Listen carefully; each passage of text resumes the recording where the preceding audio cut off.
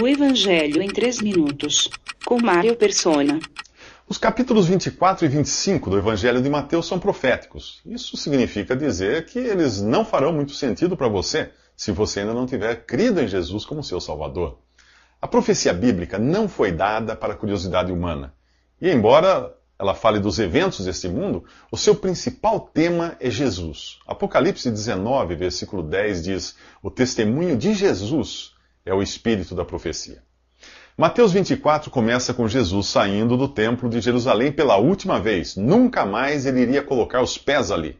Enquanto os discípulos tentam chamar sua atenção para a beleza da construção do templo, Jesus deixa claro uma coisa: não ficará nela pedra sobre pedra que não seja derrubada.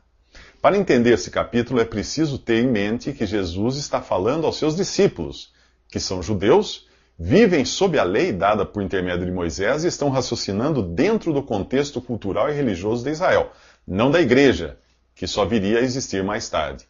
Por isso, quando eles perguntam quando acontecerão essas coisas, estão se referindo à destruição do templo. E ao perguntarem qual será o sinal da tua vinda, estão falando da vinda de Jesus como Messias para estabelecer o seu reino em Israel. E a pergunta sobre o fim dos tempos não está se referindo ao fim do mundo, mas ao fim de uma era, daquele estado de coisas que precediam o estabelecimento do reino. Historicamente, a igreja é uma espécie de parêntese profético, que foi aberto com a rejeição momentânea de Israel.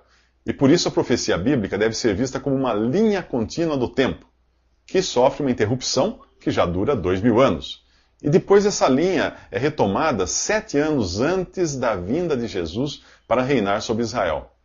Este capítulo 24 de Mateus fala desses 7 anos. E os discípulos aqui, por serem judeus, são tratados como se eles próprios fossem participar desse período que para nós ainda é futuro. No capítulo 9 do livro do profeta Daniel, aprendemos que após a morte do Messias haveria um período de 7 anos, na metade do qual o anticristo entraria em ação. A primeira metade desses 7 anos, chamados de tribulação, é apresentada nesse capítulo como o início das dores. A segunda metade, chamada de grande tribulação, é um período de sofrimentos jamais vistos nesse mundo. Jesus não responde diretamente à primeira pergunta deles, sobre quando o templo seria destruído, mas nós sabemos hoje que no ano 70, o exército romano incendiou o templo, que era construído de pedras e revestido de madeira e ouro laminado.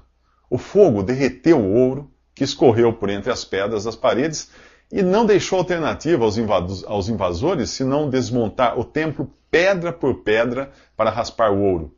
Essa profecia já se cumpriu. Não ficou pedra sobre pedra.